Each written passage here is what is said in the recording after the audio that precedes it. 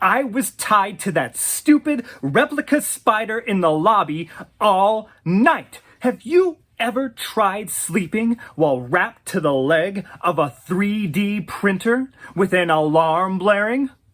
Oh no? Of course you haven't! I was screaming!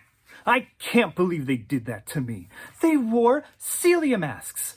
I have given my life to Celia's organization. I am allowed to change its name. I am the director. How many applications never came in because of the baggage in the word feminist? How many donors have we missed out on over the years? Margaret and Anna Maria haven't been on the board in decades. If they took my calls still, I'm sure they'd approve. Celia is loved by all of us at the Endowment for Girls, Arts, and Crafts. By all accounts, she was a perfectly lovely lady. But we're not going to grow our audience by focusing on her works in which she made men cut off a quarter of their clothes. And I'm sorry, but it's not my fault that donors don't know who Celia is anymore. She's been dead for most of the century.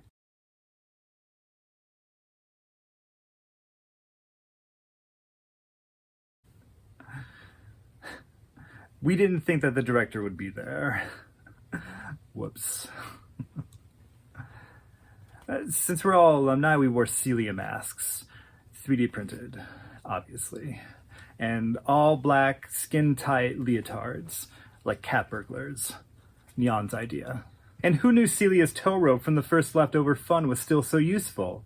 Neon just shatters the rope's display case. We look at her like, wow, really?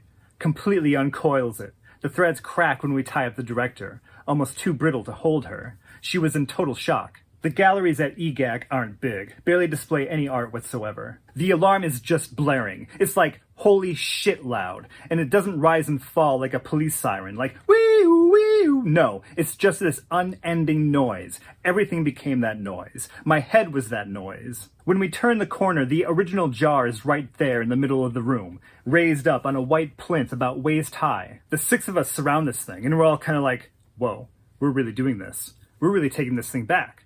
But it's so loud in there. It's funny. We were fine with smashing the display case and messing up the rope, but we were so careful with the original mason jar. We're all waiting for Talia to take the jar. That was the plan. But she's just staring at it through her eye holes. I'm yelling, Talia! Talia! But I can barely hear myself, and we can't see each other's lips, the masks. So I grab the jar. I don't know. It's like holding the first Bible, and we get the hell out of there. I still hear that noise.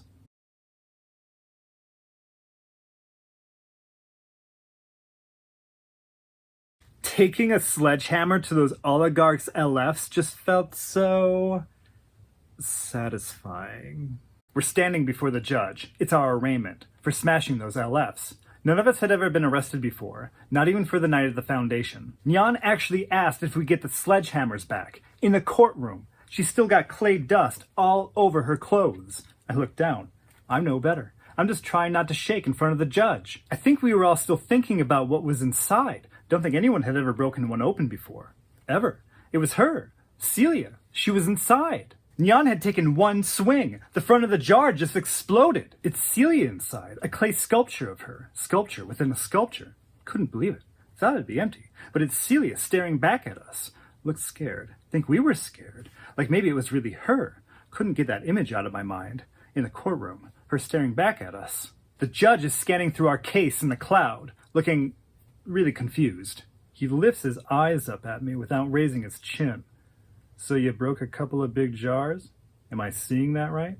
I'm just thinking about Celia staring back at us. Thank God the cloud didn't link us back to the original jar, and he didn't think that we just keep breaking these things. Bail was so low.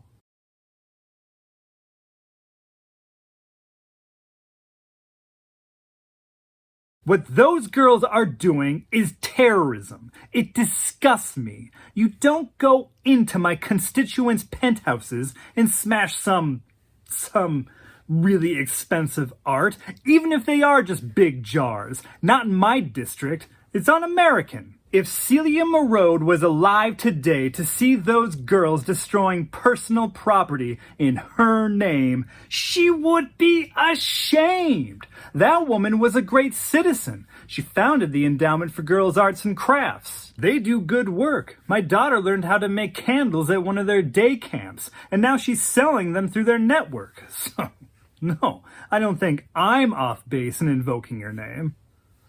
No, I am not letting those girls rewrite the history of Celia Merode.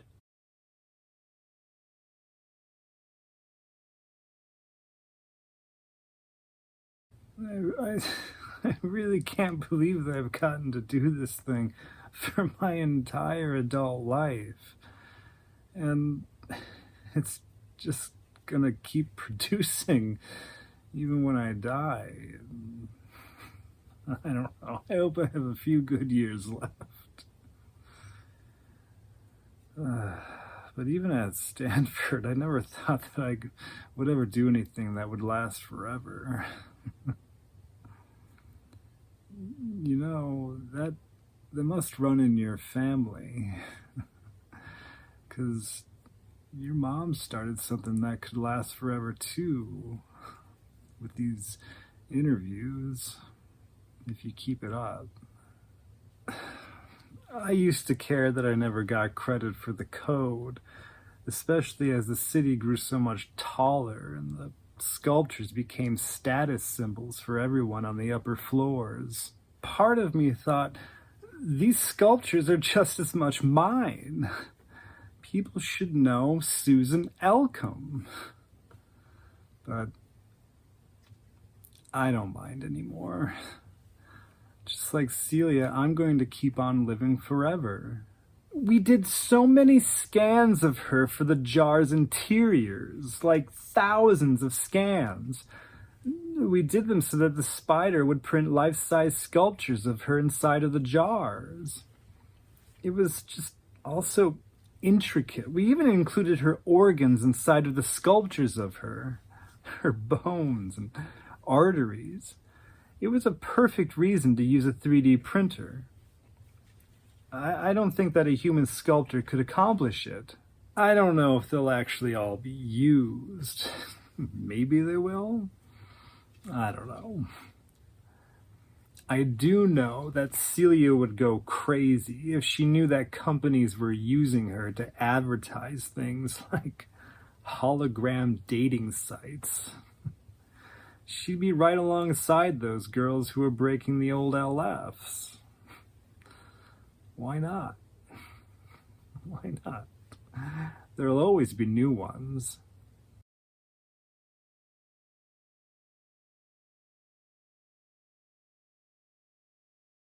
We tried to find the actual boat. We wanted the original boat so badly, but it's lost. So we found one like it at the Staten Island boat graveyard. Most of us had never seen trees outside of the elevated sanctuaries, let alone boated north of the seawalls along the Hudson. Cold Spring was so incredibly green. The hills along the river, the trees.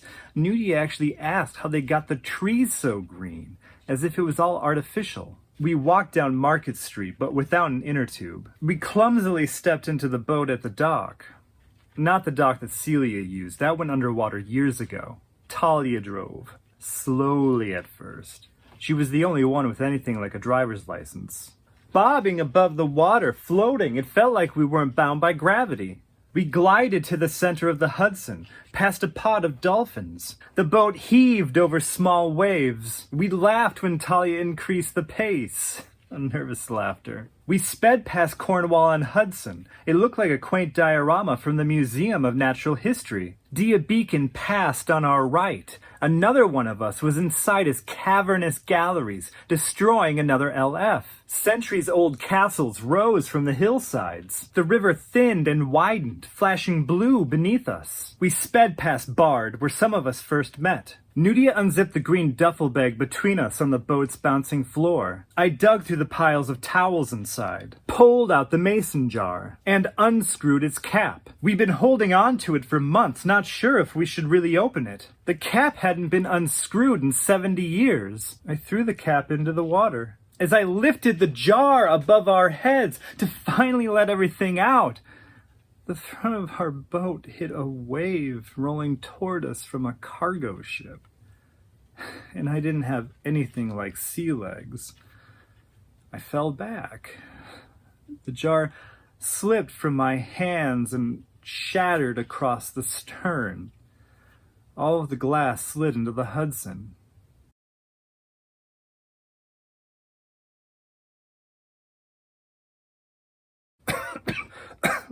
The spider. The spider.